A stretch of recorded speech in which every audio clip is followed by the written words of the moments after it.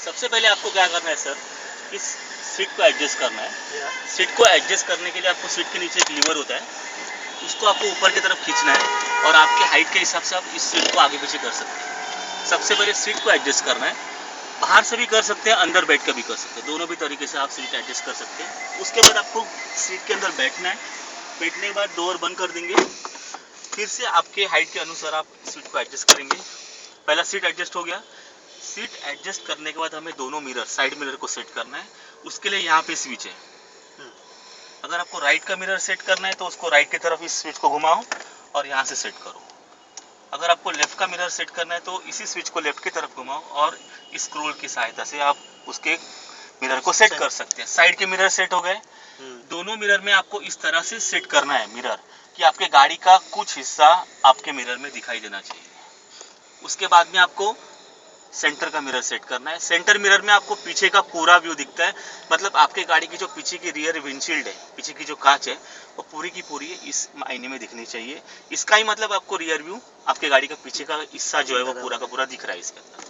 उसके बाद आपको देखना है हैंड ब्रेक ऑन है कि नहीं है। अगर नहीं है तो उसको ऑन करना है, खींचना है।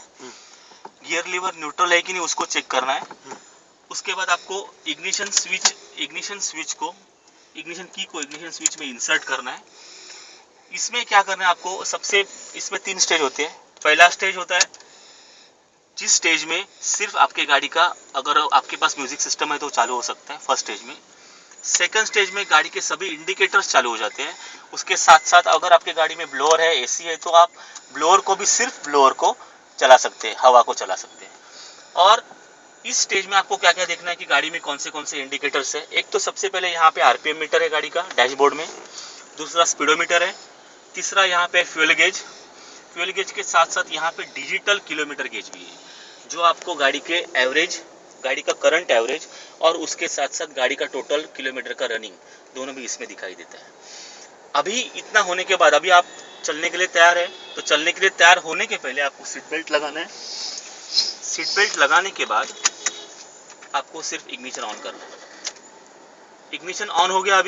अभी इग्निशन ऑन होने के बाद आपको क्या करना है, सबसे पहले एसी अगर आपको ऑन करना है तो कुछ लोग क्या करते हैं, डायरेक्टली एसी के स्विच को ऑन रखते हैं और उसके बाद में इंजन को चालू करते हैं। लेकिन अगर एसी का स्विच इंजन चालू करते वक्त ऑन होगा तो आपके इंजन के ऊपर लोड आ सकता है, जिसके वजह से आपकी गाड़ी का एवरेज कम होगा।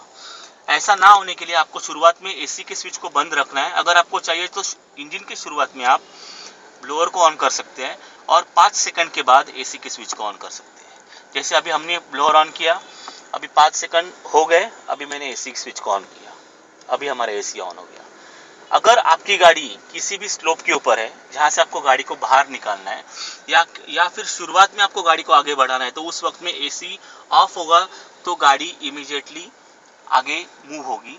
अगर एसी ऑन होगा तो गाड़ी को मूव होने के लिए देर लगेगा, या फिर इंजन के ऊपर लोड आके बैक फायर होकर इंजन बंद भी हो सकता है। इसके लिए एसी के स्विच को शुरुआत में बंद ही रखो। चाहिए तो आपको आप ब्लोअर ऑन रख सकते हैं।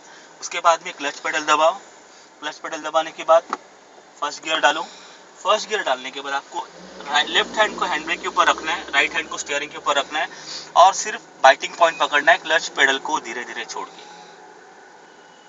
देखो आपको ये वाइब्रेशन फील हो रहा है सर, ये जो वाइब्रेशन है, ये इस वाइब्रेशन का ही मतलब है बाइटिंग पॉइंट। इसका ही मतलब कि अभी गाड़ी आगे चलने के लिए तैयार है, मूव होने के लिए तैयार है। अभी आप इस टाइम पे अगर हैंड ब्रेक नीचे करेंगे तो गाड़ी पीछे जाने वाली नहीं है, देखो, और थोड़ा सा क्लच छोड़ेंगे तो गाड़ी आगे जाएगी। बराबर है? बराबर है। गाड़ी को मूव करने के पहले आपको सबसे पहले देखना है राइट में, गाड़ी को आपको देखना है राइट में क्या है वो देखना है, और इंडिकेटर देने के बाद ही गाड़ी को मूव करना है, उसके पहले मूव नहीं करना है। ठीक है? तो ये था हमारा प्री चेक जो हम गाड़ी के अंदर बैठ के करते हैं। अभी कुछ देर पहले आपने देखा कि बोनेट में क्या क्या किया जाता है। कुछ बता सकते हैं क्या क्या देखा आपने बोनेट में? बोनेट में सबसे पहले आपको देखना है इंजन ऑयल लेवल का चेकिंग करना। इंजन ऑयल लेवल के साथ साथ आपको ब्रेक ऑयल लेवल चेक करना है, क्लच ऑयल लेवल चेक करना है, और उसके बाद में बैटरी वाटर चेक करना है, बैटरी के टर्मिनल को चेक करना है, और बोनेट के अंदर एक नज़र मारना है कि कहीं पे वायर वगैरह कटा नहीं है, या फिर कहीं से ऑयल या फिर पानी का कहीं पे रिसाव या फिर लीकेज नहीं है। ये दोनों चेक करने के बाद बोनेट को बंद करो, उसके बाद में डिक्की ओपन करो, गाड़ी का बूट स्पेस ओपन करो।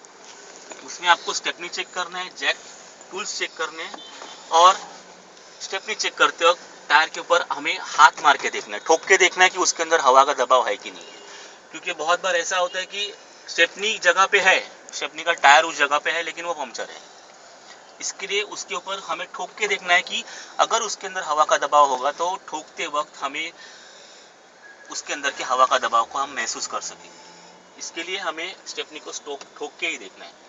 अभी हम आगे चलने को तैयार हैं। कट करो।